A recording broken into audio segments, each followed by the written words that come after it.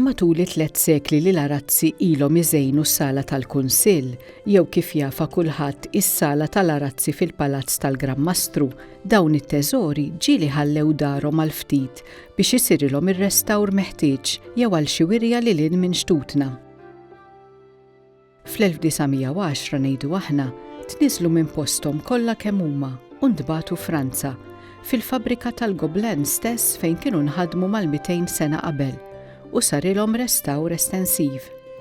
Fis-snin ta' wara sar xogħol ta' tindif u konservazzjoni fuq uħud mill-arazzi skont il-bżonn, inkluż fis-snin aktar riċenti minn konservaturi tat-tessuti ta' Heritage Malta. Dawn l-interventi flimkien mal-fatt li tul is-sekli l-arazzi ftit li xejn kienu esposti għad-dawl għenu biex l-arazzi jibqgħu ippreservati tajjeb. Madankollu ftit snin ilu, bħala parti mill-proġett ta' restawr tal-Palazz tal-Gran Mastru, Heritage Malta ħasset il-ħtieġa li jitwettaq xogħol estensiv ta' restawr fuq is-sett sħiħ ta' arazzi, bil-ħsieb li dawn jitnattfu u jiġu konsolidati u konservati għal ġejjieni. Ix-xogħol ġie fdat f'idejn id-DeWitt Royal Manufacturers tal-Belġju, magħrufin għall kompetenza tagħhom fil-konservazzjoni tal-arazzi.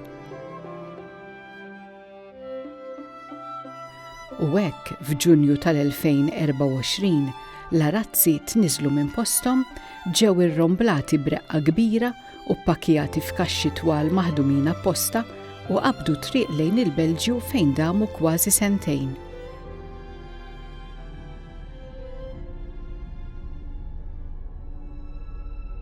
Il-proċess ta' restawr beda billi l-ewwel nett l-arazzi tnattfu mit-trap akkumulat matul iż-żmien bl-użu ta' teknika ta' vakum. F'dan l-istadju tneħħew il-ħoloq li bihom kienu jiddendlu l-arazzi fis-sistema l-antika u tneħħiet l-inforra biex l-arazzi setgħu jitnattfu minn wara wkoll. Imbagħad saru t-testijiet neċessarji fuq ħjut tal-wien differenti biex ikun assigurat li l-kuluri ma jerħux meta jixxarbu.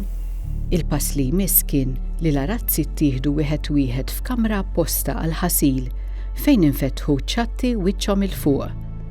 Hawnhekk kull arazz beda jixxarrab bil-mod b'sistema ta' raxx ta' ilma u deterġent apposta, b'temperatura stabbilita u b'monitoraġġ kontinwu. Dan il-proċess baqa' għaddej sakemm l-ilma li ħareġ mill-arazzi inbidel minn skur ħafna bil-ħmieġ għal wieħed safi u ċar u sakemm is-sapun kollu kien tlaħlaħ. Wara dan sar il-proċess ta' tnixxif, l-ewwel b'xugamani kbar u mbagħad b'sistema ta' vakum u fannijiet sakemm kull arazz kien niexef għal kollox. F'kamra oħra apposta mbagħad saret it-tiswija meħtieġa fuq il-materjali li bihom huma minsuġin l-arazzi, jiġifieri suf u ħarir. L-ewwel nett kull arazz kien eżaminat bir-reqqa biex ġie stabbilit xi ħsara kellu, ngħidu aħna xi tiżrid jew xi toqob ikkawżati mill-insetti. Imbagħad saru l-interventi meħtieġa skont il-każ, inkluż it-tisħiħ tal-partijiet dgħajfa tal-ħarir b'materjali miżbuha biex jaqblu perfettament. Meta tlesta dan il-proċess, inħietet inforra ġdida fuq wara ta' kull arazz.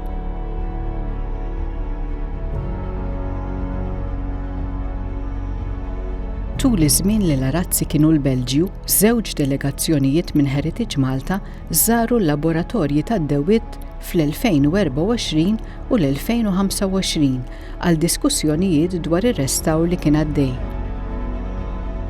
Lura Malta f'April tal-2026, issa mill-ġdid fl-aqwa tagħhom u bil-kuluri u d-dettalji kollha jispikkaw, l-arazzi reġgħu iddendlu f'posthom.